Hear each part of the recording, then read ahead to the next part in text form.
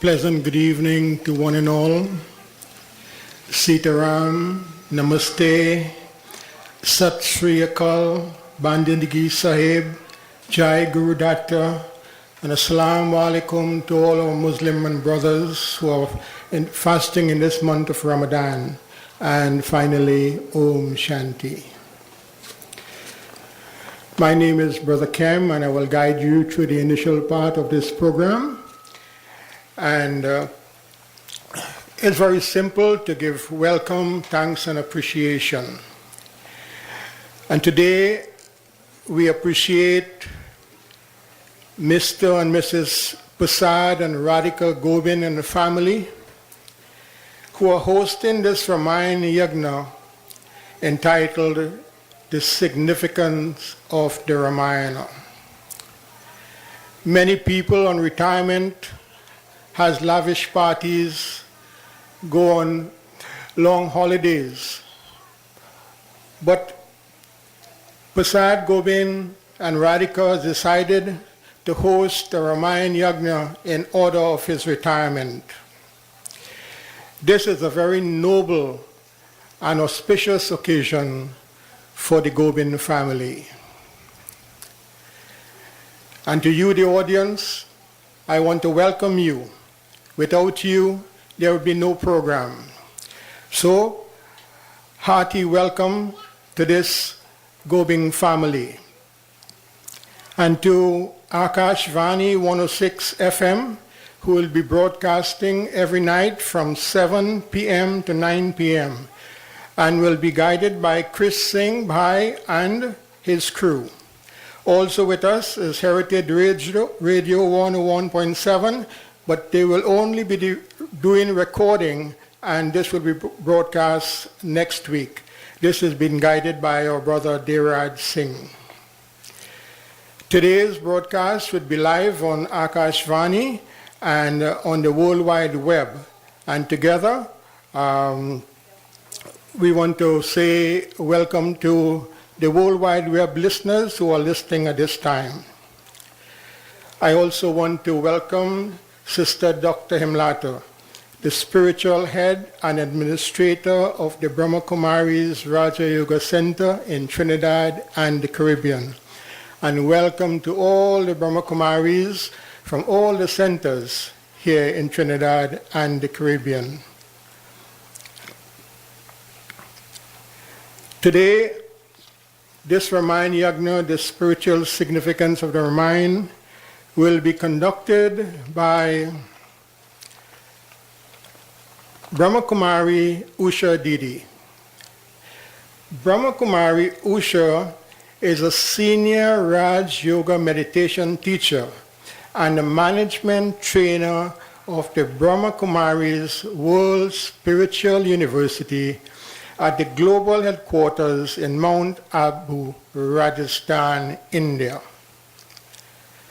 With her innate qualities, capabilities, and the Supreme Father's blessing, Sister Usha's focus her strength and speciality into a meaningful channel. In fact, she is a practical example of applied spirituality. In 1980, Sister Usha dedicated herself totally to the spiritual service of mankind. And between 1980 and 1992, she was attached to Mumbai and the Hyderabad centers in India. In 1985, the United Nations International Day of the Youth, Sister Usha participated in the Bharat Unity Youth March, extended from Bombay to Delhi, and foot marched through the multitude of villages, towns, cities, and spreading the wisdom of spirituality. I invite Sister Usha to the podium to be seated.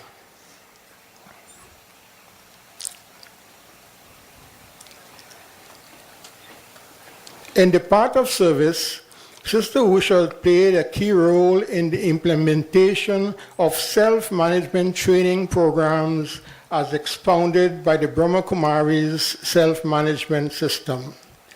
Sister Usha has been invited by many industrial groups of India to impart systematic self-management leadership courses for high-ranking executive and management staff, thus blending spiritual dimension with modern management philosophy. She has made thousands of presentations in various colleges, universities, medical associations, social organizations, and corporate sectors. BK Usha's eloquence and a simple and clear approach to spiritual attachment has led her to record lectures and commentaries on Raj Yoga for audio-visual presentation. Sister Usha is fluent in English, Hindi, and Gujarati. She has participated in a number of conferences and seminars at national and international levels, emphasizing the importance of spiritual values. Sister Usha has done thorough research on the great epics of India, the Ramayana and the Srimad Bhagavad Gita, and has created a unique presentation, the first of its kind in the world. This presentation has been shown within India and abroad, relating to its spiritual significance and practical application in the modern lifestyle.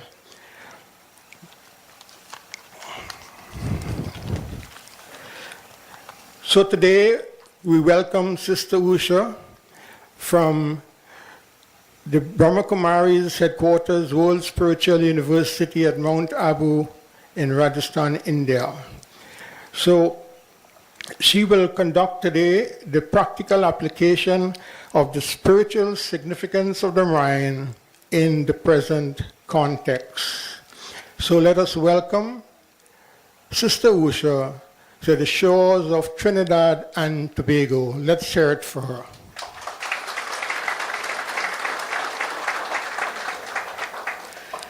Sister Usha in her research has concluded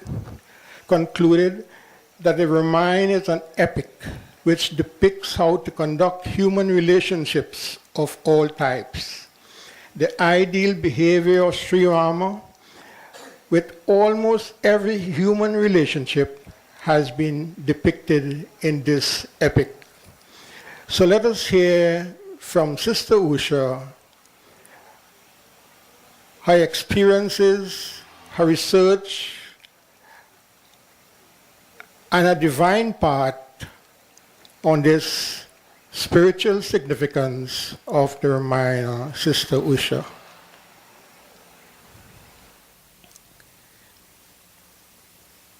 Om Shanti. Can we all recite the Maha Mantra of Om for 3 times? Just to have the vibrations spreaded in a beautiful way. So together with me, we'll all chant Om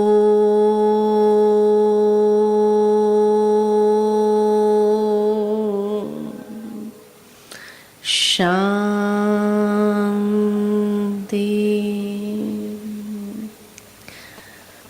Om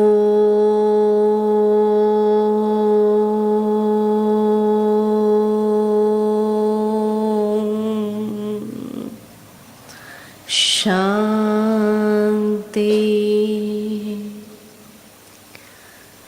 Om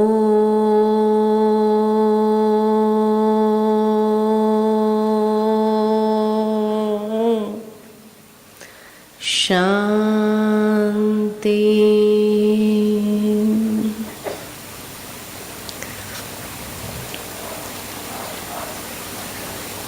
Om Shanti and greetings of peace to all our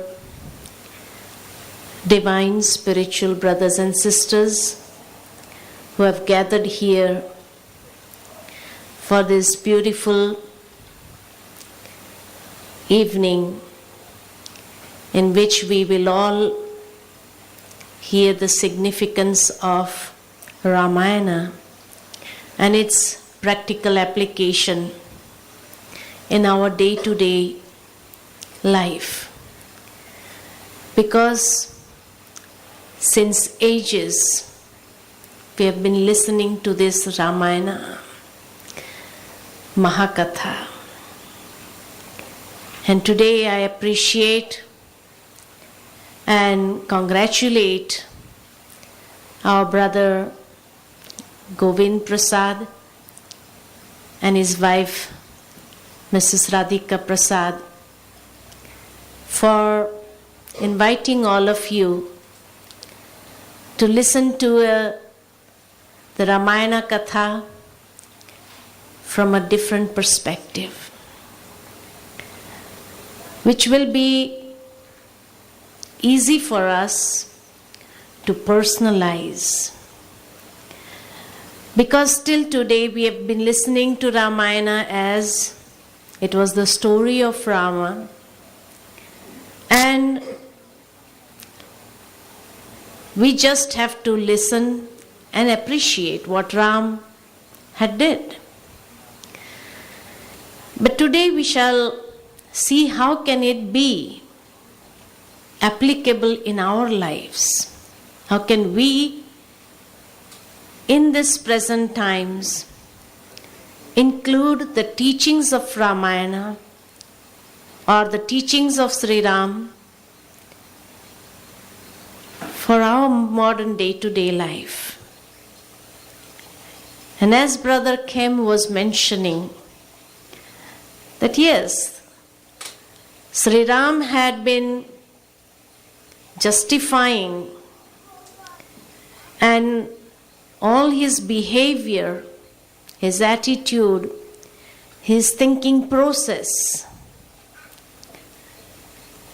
towards all the relationships. Nowhere did he ever complain. He also went through so many challenges in his life, most difficult ones. In today's life, if we have a little bit of challenge to face, we start complaining. But Sri Ram never complained. On the contrary, his behavior and his actions give us a very powerful inspiration for our lives. At all levels, he maintained the relationships, and at the same time, he was equal to each and every one. In all the actions that he performed, there was a very deep significance which teaches us most powerful lessons for our life. He's such a personality which is so attractive that since ages we have been worshipping him because of the qualities that he had inculcated in his life. Naturally, our head just bows down in front of the greatness that he had inculcated in his life, although leading a life like a common human being. So Ramayana is an epic which depicts the conduct of an ideal behavior of almost every human relationships. At all levels, he was like doing justice. Nowhere did he ignore his responsibilities or his duties towards anyone. We all know that who wrote Ramayana. Maharshi Valmiki, who was a great rishi, and it is said that just as Nostradamus saw the future in a globe, and he made his predictions, wrote his predictions. But because he wrote it in a form of a poetry, nobody was able to understand those predictions. Whenever anything happens, afterwards we would say, yes, Nostradamus had predicted this. Similarly, before Ramayana happened, Maharshi Valmiki, such a great rishi, he saw everything in his transcendental stage. And when he saw in his transcendental stage, and he wrote down everything, and afterwards it happened. But I would say that whatever Maharshi Valmiki saw in his transcendental stage was not just limited to one person's story, but he had visualized the present time, Kali Yuga, and how this story would be the story of each and every one. That is why we give so much of importance. Because we all know that he has mentioned this, that there are 3 Ramas. A beautiful saying in Hindi is Ek Ram Dasrath ka beta. One Ram is the son of Dasrath. Duja Ram ghat ghat mein leta. The second Ram is the one who is residing in each and every one, and that is what we call as Atma Ram. Each and every soul is also Ram, the child of the Supreme Soul. So, Ek Ram Dasrath ka beta, Duja Ram ghat ghat mein leta. The second Ram is the one who is residing in each and every one, and that is known as Atma Ram, the child of the Supreme Being. Tisra Ram Jagat se nyara. The third Ram is the one who is beyond this physical world, who is the Supreme Being. He is also termed as Ram. Or Chautha Ram Sakal Pasara, means the one whose identification in today's world, there are so many Rams. Ram Prasad, Ram Lakhan, isn't it? There are so many people who have this name, Ram, for their identification. So, the story of 4 Rams, and actually this is not just the story of the son of Dasrath, but it is the story of Atma Ram, who is residing in each one of us. We are all going through those test papers which Sri Ram also went through. And so we have to take the inspiration from his life, how practically he crossed them, so that we are also able to lead our lives on the basis of that. Somewhere in between, the Supreme Ram is also attached in a very incognito way. So today we shall see the complete distinction of how it is the story of us also, not just the story of Sri Ram, so that we can take the powerful messages that Sri Ram had revealed through his own actions. We find that according to the historic explanation of Ramayana, man himself is in the battlefield, where a constant war is going on between good and evil propensities. Every one of us has to fight in our life. Whenever there is something bad going on, injustice going on, when we are not able to tolerate small things also, that is the battle between good and evil. Every day we have to struggle in our lives. Life has become like a battlefield where everyone is struggling. And whenever a person during the day in some of the action is victorious upon the evil, upon the bad, through his own good deeds, through his own good behavior, through his own good attitude, through his own good thought process, we find that he feels so happy.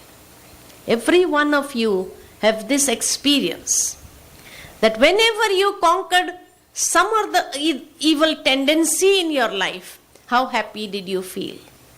Didn't you feel happy? Definitely, each one of us feels that happiness. So here Ravan is shown to have adopted so many various forms which one cannot think of. Sometimes he became very tiny, sometimes he became huge, one with 10 heads, sometimes he had only a single head. So he adopted various forms, sometimes in a form of a Brahmin, sometimes in a form of a Rishi, various forms. So in Ramayana we see him taking violent forms and action against one who challenges him. Anyone who challenges him, he adopts a different form and he tries to go against that person. Ravan means the negative and impure actions conducted by man according to his sanskaras. In today's world also, there are many such Ravans. That is why we find in Ramayana, Ravan is not shown as an asura. He is not a devil.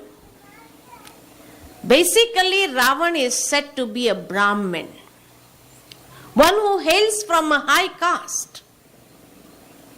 But his actions were like that of asura. The same thing in today's world. Just as many great people, when they came to this world, they gave this message: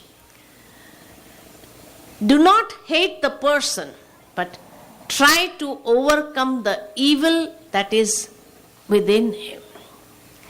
Just by hating a person, being violent in front of him, you cannot get rid of that sanskaras. So it is better that you eliminate that sanskara, do such action so that you are able to eliminate the evil sanskara from his life. Because human beings, amongst all the creatures of the world, is the highest creature. Highest creature means he is high, like a Brahmin, high. So amongst all the creatures, human beings is the highest of all. Amongst all the people in the world, Brahmins are said to be the highest. So that is shown that it relates to human beings. But when they become egoistic, that is when the evil within them starts coming out. And they start giving sorrows to other people. They start harming other people's emotions. And they take violent forms also. So here also we see in Ramayana that Ravan was not a devil, not an asura. He was a Brahmin. And at the same time, because he became so egoistic that he started giving sorrow and sufferings to everyone. So human beings' sanskaras have become such, when one believes in taking up a positive path, then it is like challenging the negative powers which are influenced over oneself. Today in the world we find even a small habit. Supposing a person has a habit of drinking and smoking. And maybe in such a beautiful gathering, when they come, they get this inspiration. Okay, from today I want to give up this bad habit. So whenever he thinks of giving up a bad habit, it is like challenging the negative powers. And what happens? The moment he takes this thought, but the moment he goes out from here, immediately there is a friend or a company who comes to tell him, why don't we just go for a drink? And that is when people think that I took this thought in front of the gods or goddesses or the great people or in such a beautiful atmosphere, but what can I do? I'm helpless. I can't give up. Although I try to give up, but the atmosphere, the people are not going to allow me to give up. Even if he gives up and there is no one, but after one day or the other day, if he is habituated to drink every day and he doesn't take for a week or so, what happens? He starts feeling so low, and then he starts saying to himself, because I'm not drinking, I'm not smoking, I'm feeling so dull. Isn't it? So it is these bad habits that have trapped us. And whenever we follow any good path, it is like challenging these bad habits, the evil within the person. And it is not going to give up that easily. We'll have to fight for it. We'll have to fight with these evil forces. We'll have to fight with these evil habits, because they have taken charge over our life. And one has to fight to conquer them. They really have to go through a battle. The negative powers which were used will take a violent form before taking leave from the person's life. How much internally he has to tolerate before they really take leave from his life, and he is able to completely free himself from that bad habit.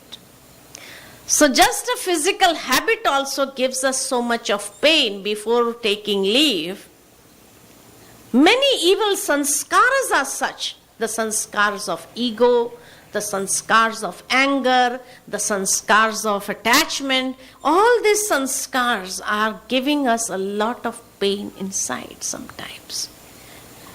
But if a person is determined from within, and this is what Ramayana teaches us, bring determination in your life. Because when you are able to be determined, then we are able to conquer them. Nothing can affect us. No way is it going to harm us. So this is how Ramayana helps us to master our own senses, master our own feelings, master our own emotions, and master our own sanskaras. Information of the world is collected through the 5 sense organs. Perceptions turn the understanding into a sanskar. How does a sanskar form? So whatever we perceive, those perceptions turn the understanding into sanskars. And on the basis of these sanskars or these impressions, the individual acts, he behaves. By controlling the sense organs and disciplining the mind with the help of wisdom, true knowledge, spiritual knowledge, man can take proper decisions and lead a happy life. After continuous disciplining of the mind and the senses, ignorance is dispelled and one is able to discriminate between good and evil. The moment one becomes internally powerful on the basis of wisdom, knowledge, he is able to decide what is good, what is bad, what is good for him to adopt in his life, what he should be conquering, how he can master that. So he is able to decide. And this is the true message of Ramayana. How can we master our senses so that we are able to lead a happy life and be victorious upon the evil? So going into the story of Ramayana, the Katha of Ramayana, Dasrath,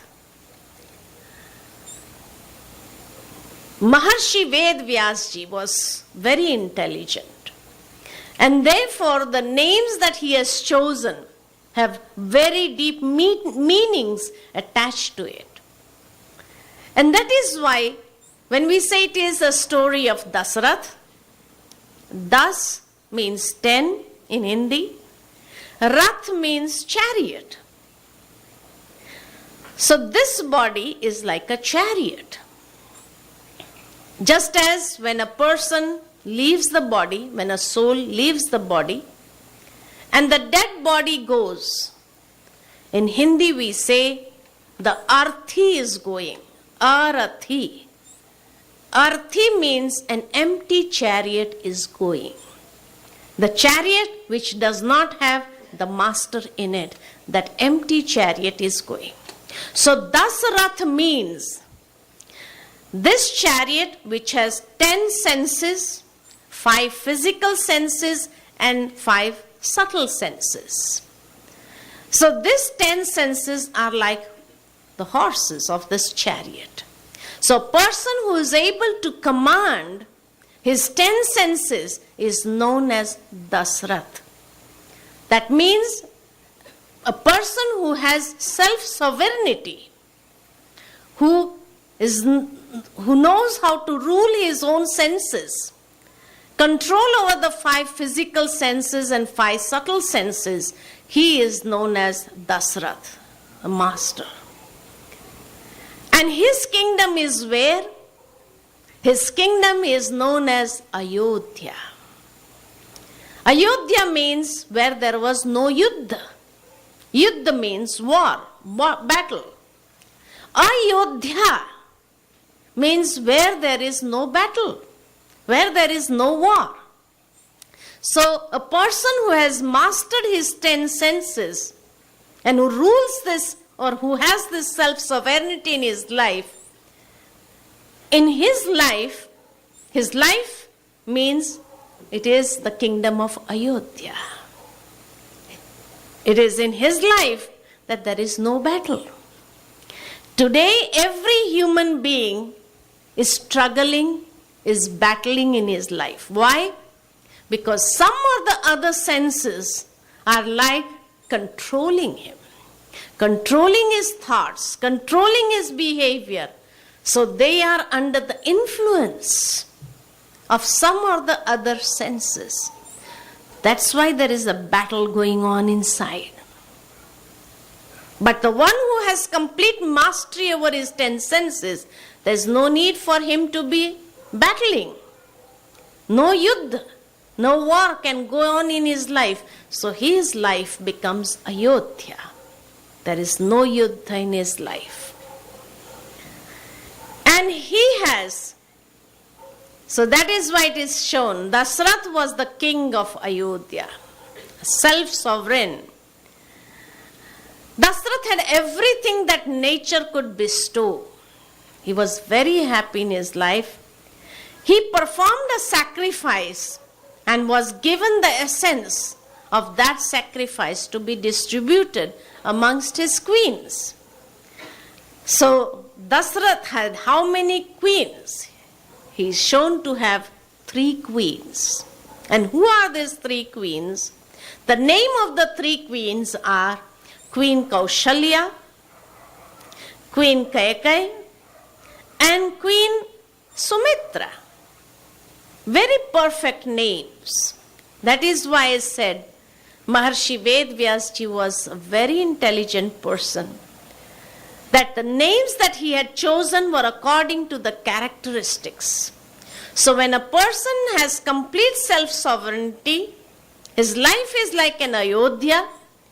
He has 3 companions in his life. And who are the 3 companions? Kaushalya means the one who is full, who is the embodiment of all efficiency. Kaushal. In Hindi, Kaushal means efficient. So one who is the embodiment of efficiency. Kaikeyi means attainments. She had everything in her life, all attainments. And the example of that it is said that when King Dasrath had gone out to protect somebody, and he was in the war to protect the other kingdom, not his kingdom was attacked, somebody else's, and he went to help them. And it is said that Kaikeyi used to accompany him. And when he was battling for somebody, then the wheel of his chariot came out. And the knob which was to hold the wheel came out. It fell somewhere. So what to do? The wheel would come out and he would lose this battle. So it is said that Kaikeyi put her 2 fingers so that the wheel does not come out. And when she put her 2 fingers in it, they were like bruising continuously because the wheel was rotating and her 2 fingers were bloodshed. So when Dasrath came to know about it, the battle was won, and when he came home and he saw how her 2 fingers got so much damaged in that, so he asked Kaikeyi, ask for anything you want and I will grant you that. And that is when Kaikeyi says, I have everything in my life. That is the example. She was the embodiment of all attainments. She had everything. She said, I don't need anything. This was my responsibility. I had to protect you. So that is why I did. I did not do this to get something in return. So she was the embodiment of all attainments. And Sumitra means, Su means good, Mitra means friend. The one who is always in the company of good. So these are the 3 companions. So if we also are able to master our senses, we have these 3 companions who will always be with us. Always be with us. That is, we will become the embodiment of efficiency, will become the embodiment of all attainments, and we will be the embodiment of being friends in a detached manner with everyone. A very good code and conduct of behavior towards everyone. This is Sumitra. So these fruits were distributed amongst the 3 wives, the 3 companions, and it is said that they gave birth to 4 children. The first, Kaushalya, her child was known as Sri Ram. Kaikeyi's son was known as Bharat, and Sumitra had 2 sons, Lakshmana and Shatrughna. So similarly, if I become Dasrath, self-sovereignty, self-mastery upon my senses, my life would become Ayodhya, where I would have 3 companions, and through the 3 companions, yajna is the significance. When they performed the yajna and got the fruit of the yajna, today also we have this yajna for 5 days. And this yajna symbolizes what? It is not just sacrificial fire that is there. No. Yajna means, and in any yajna we find whenever there is a sacrificial fire, 3 things are contributed. And what are the three things that are contributed or sacrificed? The first thing that is sacrificed is jaw, which is the rice with the husk on. That is known as jaw. The second thing that is sacrificed in the yajna is sesame seeds, which are very small, tiny.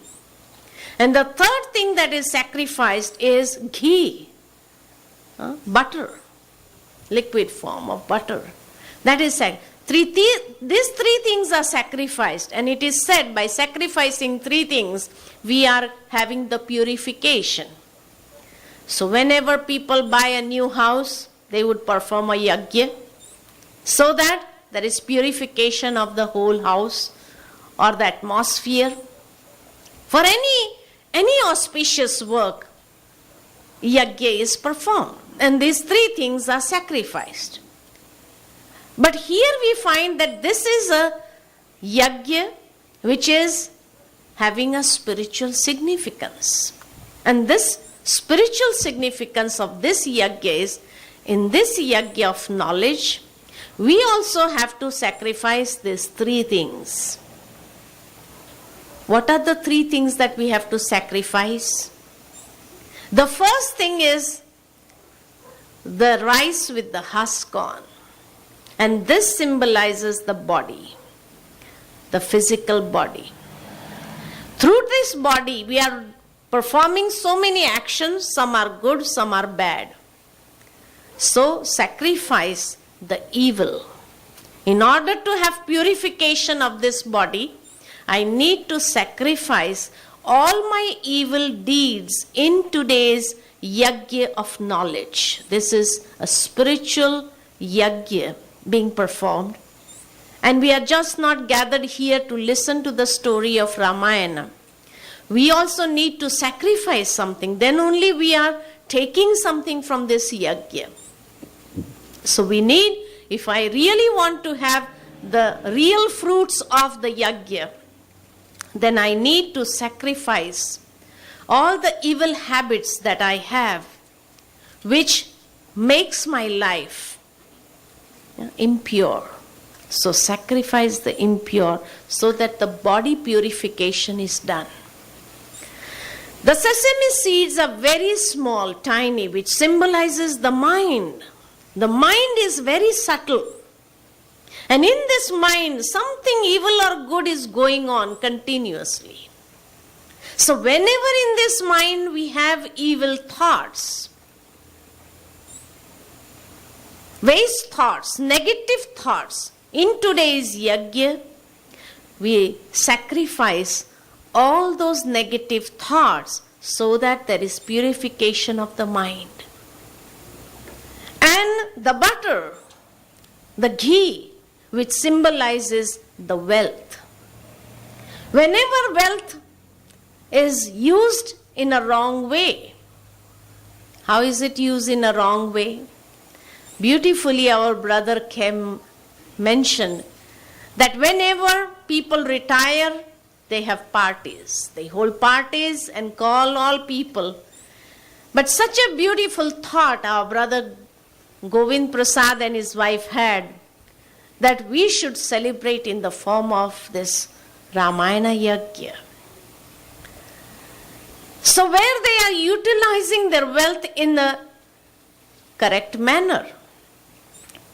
So that means the wealth that we use, it is always seen and it is believed, this is a very deep secret, that where a person's wealth goes, there his mind and body will follow.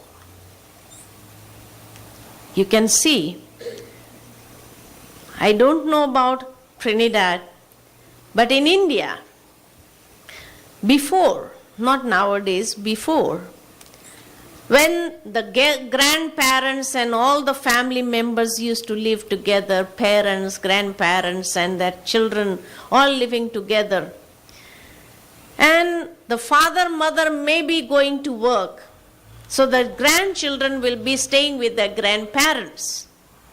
And evening time, the grandfather would take the small child for a walk. And you know where they take them for a walk? Where do they take them for a walk? Huh? They will take them for a walk to the temple. To the temple. And after taking the grandchild for the walk to the temple, just as the grandfather would do, the small child would imitate immediately. He is very clever in imitating. So he is not to be told, but as the grandfather would touch the stairs, he would also do the same thing. When they go in front of the deities and he would fold his hands, the child would also fold his hands. And then if he does sakshan pranam, then the child would also do sashtang pranam in front of the deities. And after that, when the grandfather takes out 10 cents and puts it in the donation box, or maybe a rupee or 5 rupee note in the donation box. So this small child who does not have any money, he doesn't know what to do. So he touches his grandfather and says, give me also. Give me also. I would also like to put in here. And the grandfather says, but I put it. No. No need for you. No, he says. I want to put it also in this donation box. And so he gave him 10 cents maybe to that small child, or 25 cents, and says, okay, put it in the box. And the grandchild puts that 25 cents and he feels so happy. He feels happy. And after that, taking the darshan, they leave or sit out in the garden for some time and then go back home. The next day evening, what happens? The next day evening, what happens? The grandchild again starts pulling the dhoti of his grandfather and he says, let's go. He doesn't know how to speak. He says, let's go. And the grandfather asks him, where do you want to go? And what does he say? He's not even learned how to speak properly. So how he would say? He would show, we want to go to the temple. And so if the grandfather says, today I don't have time, I have some work to do, what will the child say? No, we have to go. So first day, the wealth went there, the body went there, the wealth was put in the donation box. So the next day, again same time in the evening, the mind goes. Then he is wanting to go, he is determined. So finally, his grandfather has to take him. And today he does not have to look at his grandfather as what he is doing. But as soon as he reaches the temple, he starts folding his hands and does sashtang pranam in front of the deity, and then again pulls the dhoti of his grandfather and says, money to put in the donation box. So first day the body went, the wealth went. So next day the mind goes first, then the body goes, and again the wealth goes. So it is always seen, wherever the wealth goes of a person, the mind and body will follow. This was the form of sanskaras that were being given to the children in India. But today, in India also, everybody are living in big cities, nucleus families, grandparents are living in some villages, and now there is no one to take them. So after they come from their school, they have to go to the tuitions, and after they come from the tuition, some activity, they come from the activity, it is by that time 9:30 or 9 o'clock, and the parents, they come, so they have food and they go to sleep. Or maybe they are doing their homework and the father comes and he has a headache. He did not have his cigarette because his cigarette box was empty. So he tells his son, can you go down and get me a packet of cigarette from that shop? So the child says, although he was doing his homework, he gets up, takes the money from the father, goes to the market down below where there is a shop with all the cigarettes, different kinds of cigarettes and pan, masala and whatever it is. He goes there, gives the money, buys the cigarette and brings it into the house and gives it to his father. So the first day, he takes the wealth, body goes, gives the wealth, takes the cigarette. After some day when he has a headache, what will he think of first? What is the first thought that he will have? He will also have this thought, let me try a cigarette. Because my father always has the cigarette and he feels fresh after that. So let me try a cigarette. So wherever the wealth goes, the body will also go, the mind will also go, and that habit will be very easily instilled in the person. Isn't this what is happening in today's world? Isn't this happening in today's world? So this is how the sanskaras have become impure. Yagyas are performed to purify. But physical yagyas are done. Nobody's mind is purified, nobody's body is purified, nobody's wealth is purified. The spiritual significance is lost. We have forgotten it. Just as there is a saying, the snake goes and leaves behind its signs that the snake has gone. So similarly, we have been performing the yagyas without understanding what we have to sacrifice. And we do not sacrifice. Although it is written in our scriptures that we have to do such yagyas, and with spiritual significance we need to sacrifice.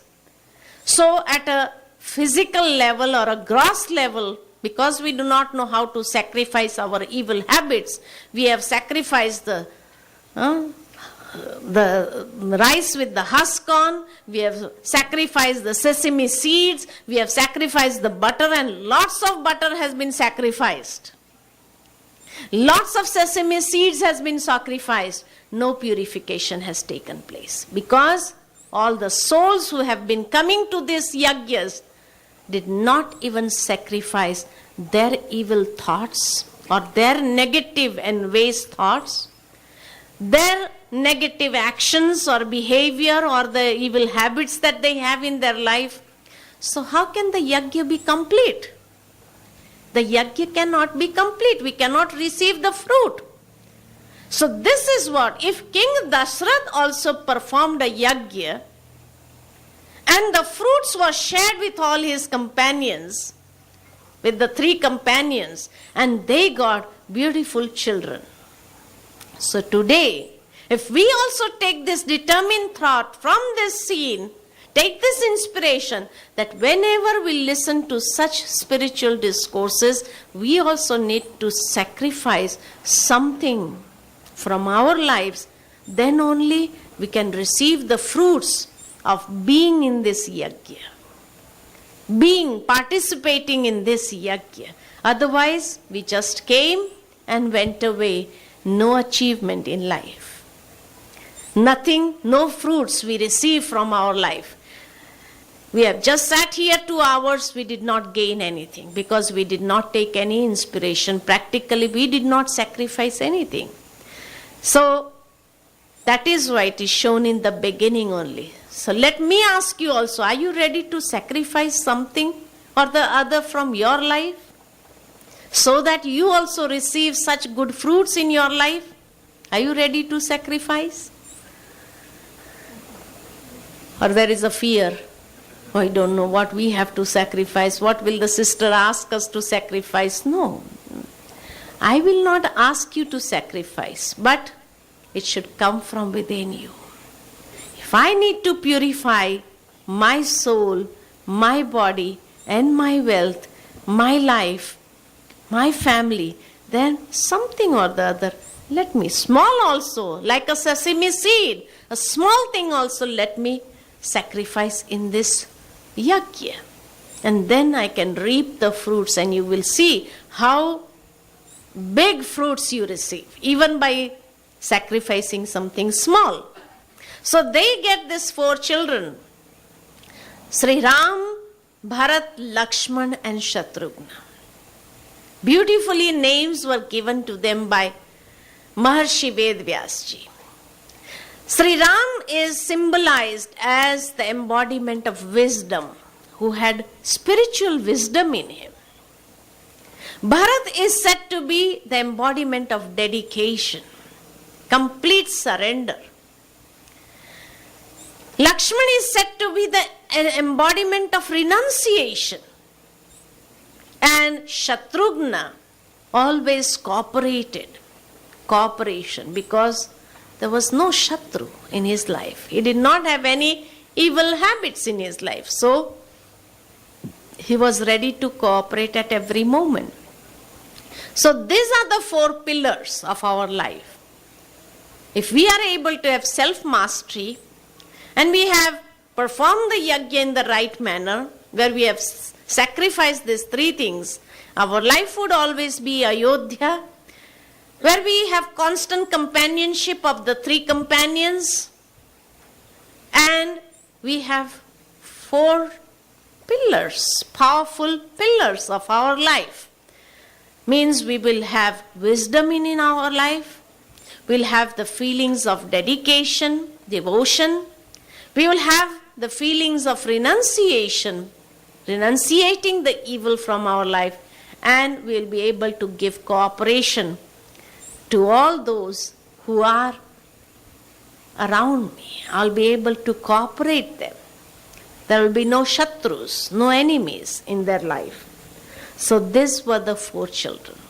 Would you have liked to make this the pillars of your life? Dasrath made them the pillars of his life. And that is why he created the life on the basis of that. It is said that afterwards, as the children grew up, they were sent to get the knowledge of Vedas to Gurukuls. And they were able to take the teachings from the Guru. So, King Maharshi Vashishta is shown to be their Guru. The knowledge contained in the Vedas is personified as sage Vashishta. If I nurture my life on the basis of wisdom, this is what is shown. If Sri Ram also nurtured his life with the wisdom of the scriptures, he inculcated that knowledge. He also went in a humble way in front of the Guru to take this knowledge and inculcate in his life. Who first teaches and trains the 4 princes, Ram, Bharat, Lakshman and Shatrughna. So similarly, if I am able to nurture my life with these 4 constantly, with the knowledge, devotion, renunciation of evils from my life, and cooperating with all the good, I am able to make myself strong from within. The strength comes from knowledge. When a person has knowledge in his life, spiritual wisdom, that is his strength. So we are able to gain strength in our life, and nothing can affect our lives. So this is how they take the teachings and they train themselves in that. And it is only when wisdom, dedication, renunciation and cooperation are combined that the feeling of universal brotherhood or Vishwamitra emerges.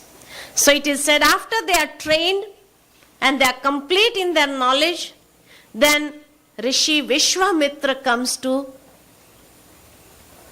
King Dashrath and he says, I would like to have these 2 sons of yours to protect the lives of the rishis, which is constantly being attacked by the asuras, by the devils.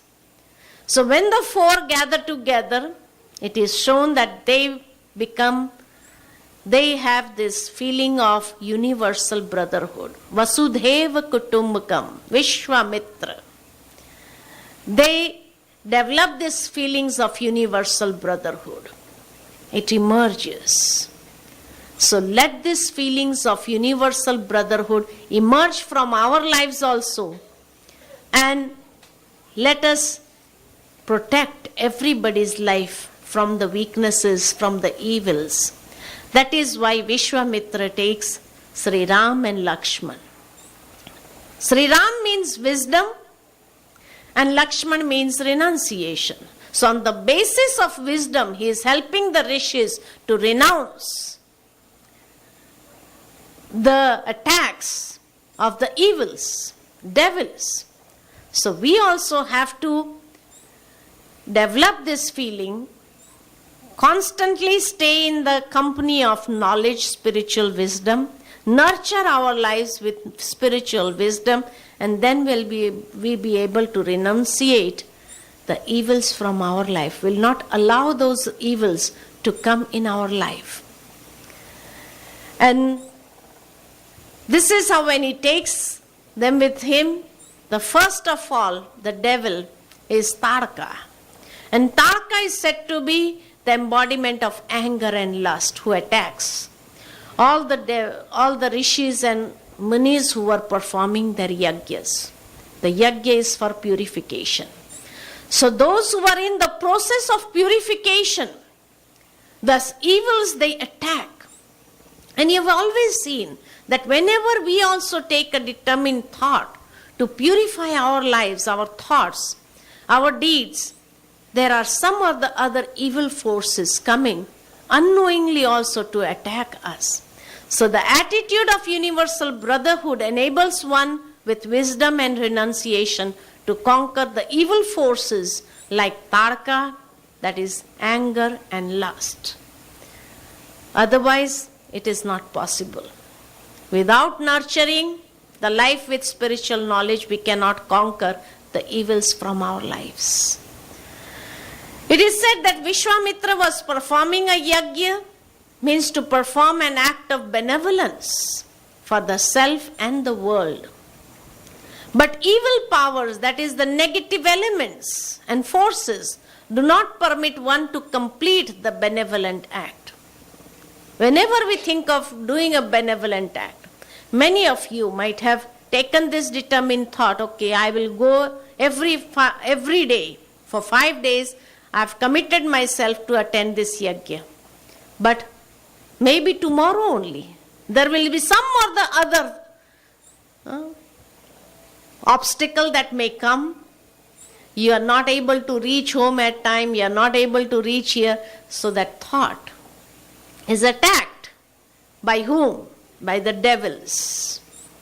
They do not want you to complete this yagya, because if you complete the yagya, you will be able to receive the fruits.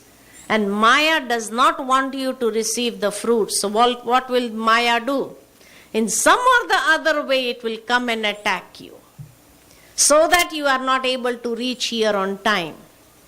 You are not able to attend this yagya. And then one day misses and you will feel, I had taken this determined thought to attend all the 5 days, what can I do? Today only I have an obstacle, I have a problem, there is a barrier which has come in front of me and which is not allowing me to go to listen to this spiritual yagya. This happens. So similarly, evil forces, they attack. Whenever you take a good thought in your mind, it attacks. It is like challenging that good, on the basis of the good thought, you are challenging the evil. So the evil will definitely block your way. But if you are able to cross that barrier, if you are able to cross the obstacle and still reach here, that means you are victorious. You have got victory. Because if you keep Ram with you, if you keep the supreme Ram with you, nothing is impossible. Whatever obstacles may come, whatever barriers may come, Maya will try to stop your way in some way or the other. but still, if you are able to conquer that, be victorious and come here on time, you will find the great happiness that you will receive after achieving that success of reaching here on time. Whatever may come, nothing can block your way. These test papers, they come. These test papers, they come so that they stop you. But the challenge is to overcome them. So are you equally powerful to overcome these challenges that come in form of Maya to stop you from attending such spiritual yajnas?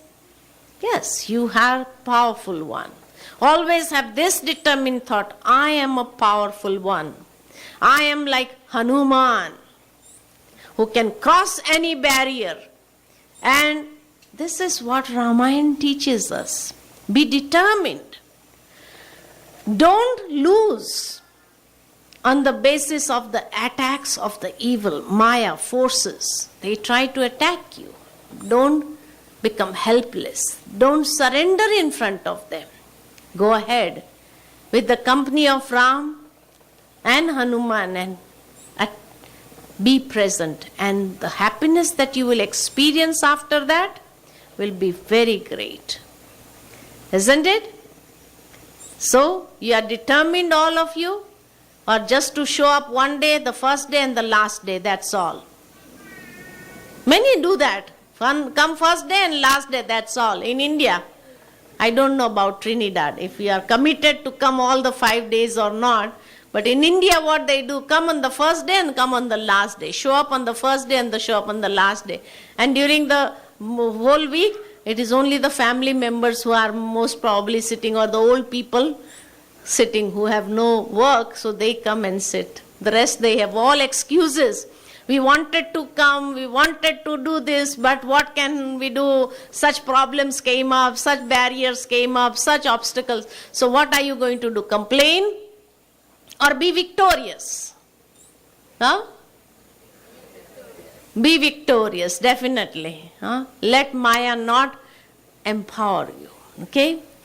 And it is said that afterwards, after all the evils were conquered, then Vishwamitra takes the prince to Mithila, the kingdom of Raja Janak, to participate in a Swayamvar of Sita. On their way to Mithila, Sri Ram revives Ahalya, who had turned into a stone, that is, one without feelings and sensation, due to a curse which fell on her and is again brought back to her full sensibilities. In today's world, there are such things happening, abuses are going on. During the time of Sri Ram, there was no such abuses, because his kingdom was said to be a heavenly kingdom. But it is the depiction of today's world that Maharshi Vishwamitra, the Maharshi Valmiki, saw in his transcendental stage. When Kali Yuga will be there will be so many abuses going on in the society. And where there will be so many Ahilyas, the depiction is always of one. But it symbolizes how time, in that particular time, there are so many examples of such victims of those abuses. Those who have turned like stones, they have no life in their lives. They are not living. They are like stone-hearted. No feelings, no sensations to anyone. That is what their life has become. So when such Ahilya was turned into a stone, without any feelings, it is said that when Sri Ram comes and touches the wisdom to such souls, they revive. And they come back into full senses. And they have this ray of hope in their life that we can also lead a normal life. We can also be in the world and we can lead a normal life like others. So this is the present time things that are going on. That was seen in the transcendental stage and he wrote. So here it is not just Sri Ram, because during his time there were not such things that were going on. It is in Kali Yuga. Satyuga and Treta Yuga is said to be the heavenly period on earth. So when it was a heavenly period, how can such things go on in the kingdom of Sri Ram? His kingdom was of Ayodhya, where there was no battle. If there was no battle, how can such acts take place? So it is, as I said, the story of three Rams. One is Dasrath ka beta Ram, one is Atma Ram, and one is Jagat se nyara Paramatma Ram. So in this world of Kali Yuga, when the soul Ram, when he is able to nurture his life with wisdom, spiritual wisdom, then he is able to revive so many souls who have gone through such experiences in life and whose life has become like stone-hearted. No feelings, no likes or no interest in leading in this life. They want to end up their lives. But they are revived on the basis of spiritual wisdom. So let us revive. Let us become such Rams.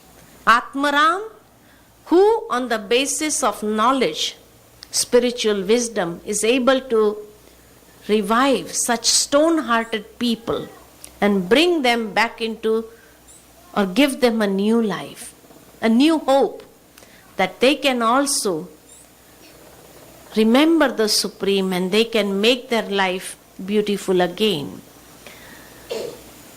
Here Sita is said to be the daughter of Mother Earth. Sita was found from earth. When King Janak was plowing his land, his plow hit something. So he checked and he found a treasure chest. And it is said from that Sita emerged. Nobody in today's world ever had this thought. For how many years was she lying in the earth, in the treasure chest? And how did she survive? But this is what practically is. Sita means it is, we are all the children of Mother Earth. The bodies are made up of the 5 elements of nature. This body is like made up from earth, Mother Earth. Every day we eat food which is grown in the lap of Mother Earth. And on the basis of that food only, we become big, nurture our physical bodies also. And this body is earth. As it is said, mitti hai. This body is earth. So we are all Sitas, the daughters of Mother Earth. Sita was adopted by King of Mithila, King Janak, when he was plowing the earth. And Sita is the perfection of purity, grace, modesty, and beauty. Sita is an embodiment of complete devotion. She is the embodiment of purity, pure feelings. So when I, the daughter of Mother Earth, I am being the embodiment of purity, modesty, grace, and beauty. And when I become the embodiment of devotion, I become true Sita. The inner beauty, not the outer beauty, not the physical beauty, but the inner beauty is such. It reflects in our karmas, in our personalities. So when that inner beauty is reflected in her outer personality, she is shown to be so beautiful that so many kings had come in to participate in the Swayamvar. But then it is said that when King Janak had laid the condition that he had the bow of Shiva, and the one who is able to lift the bow of Shiva and break it, he will get the hand of Sita in the marriage, in Swayamvar.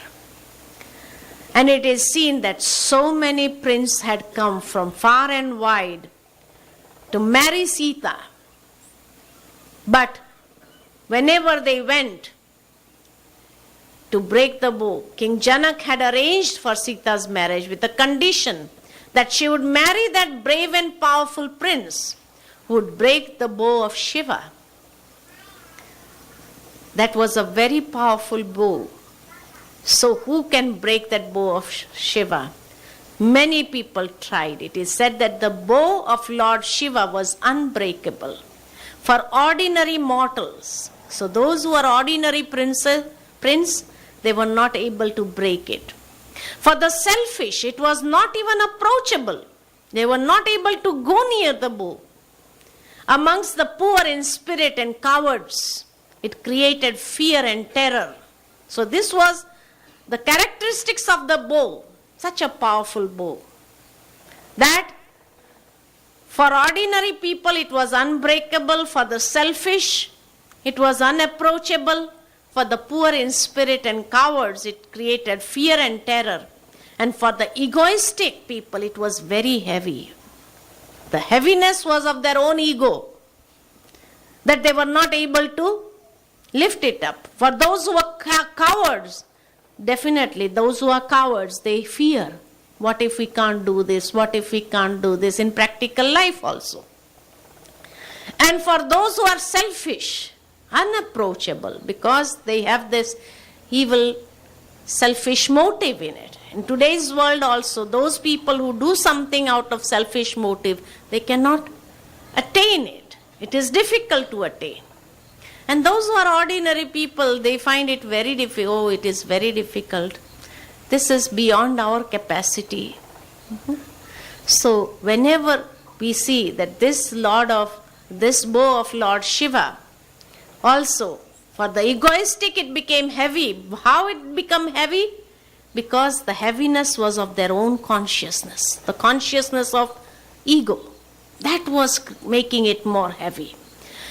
This bow can be lifted by the one who has conquered ego, fear and selfishness. And that was only Sri Ram. So Sri Ram was able to lift it. When he went in front of the bow, it was like feather light. It was as light as a feather because he did not have any ego in his life. He did not have any selfish motive in his life.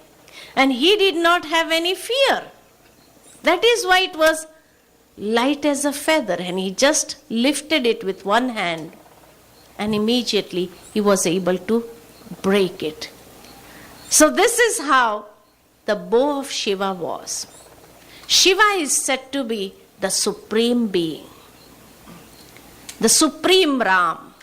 So this Ram and the supreme Ram, when it was the bow of the supreme Ram, his condition was such further.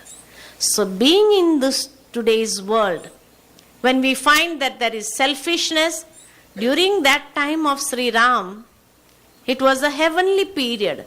There was no selfishness in that kingdom of Ayodhya. There was no fear. There was no ego.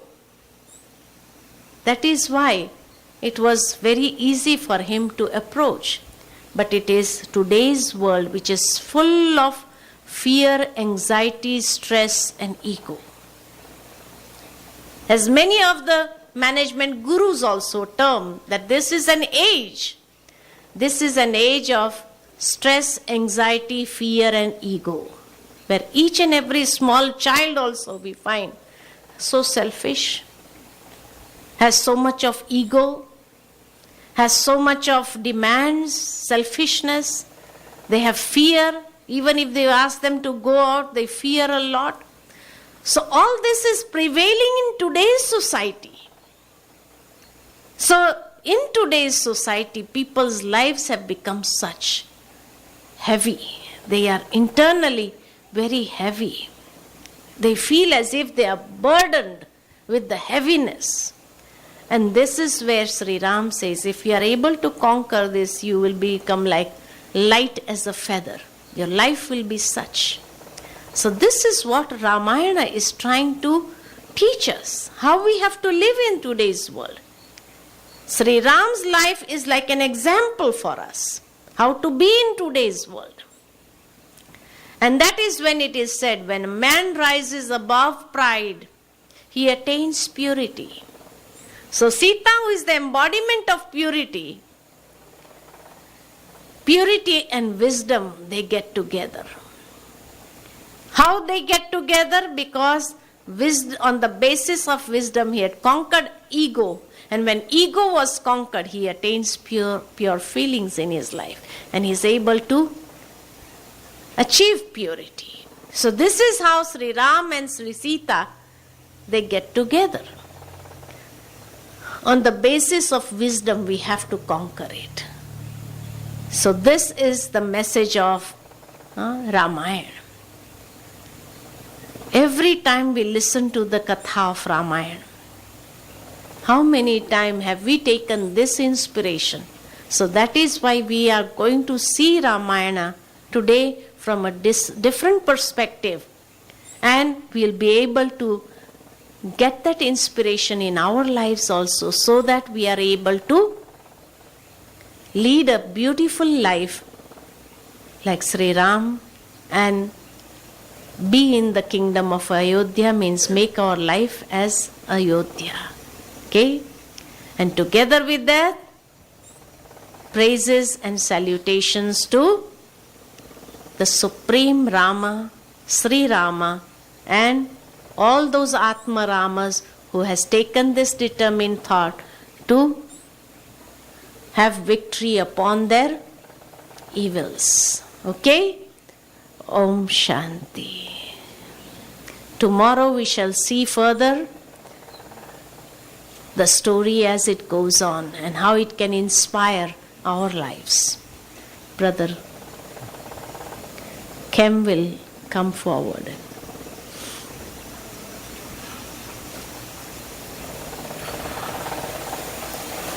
Sister Usha, concluding her discourse this evening. Before we will all depart, we shall have a few minutes of self-contemplation.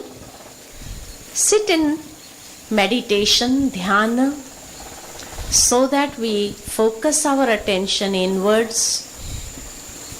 And from today's lesson, whatever we have learned, just contemplate on those thoughts, so that we can take with us those beautiful thoughts.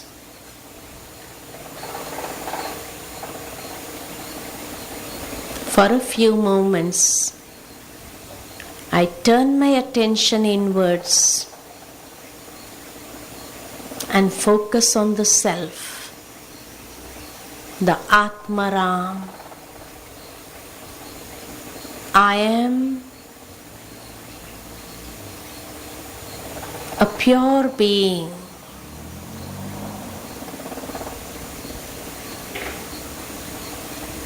a spiritual energy.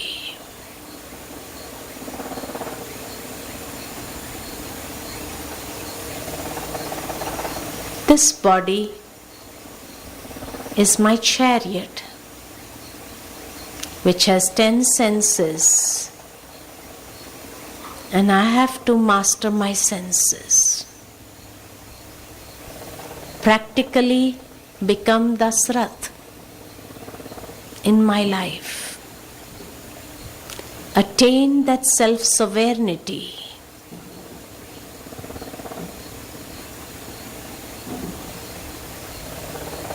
So that I am free from all the battles, all the struggles in my life, and create a life of Ayodhya.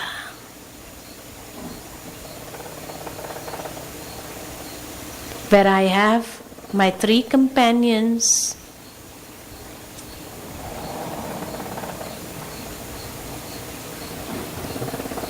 Kaushalya, the embodiment of all efficiency, Kaikai, the embodiment of all attainments, and Sumitra,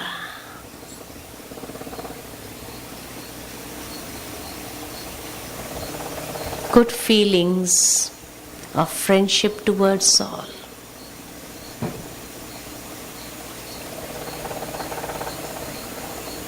On the basis of the spiritual yajna that we perform,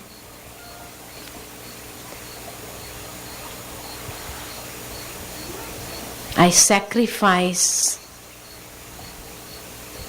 the evil habits, evil thoughts of the mind, so that I am able to purify my mind, body and wealth.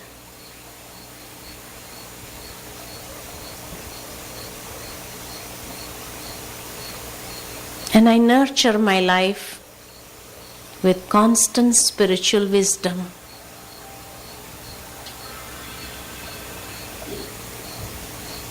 This enables me to be victorious upon all evils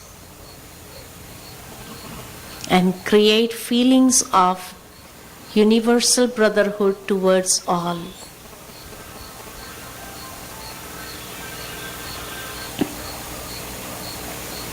When I am able to conquer the ego, fear, selfishness from my life, I am able to attain purity in my life. The pure feelings,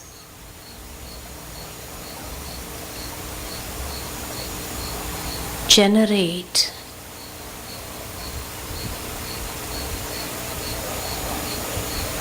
this is my story, and I realize I have to create my life on the basis of the teachings of Ramayana, so that I am free from all the struggles in life and I find a direction for myself. Om Shanti, Shanti, Shanti.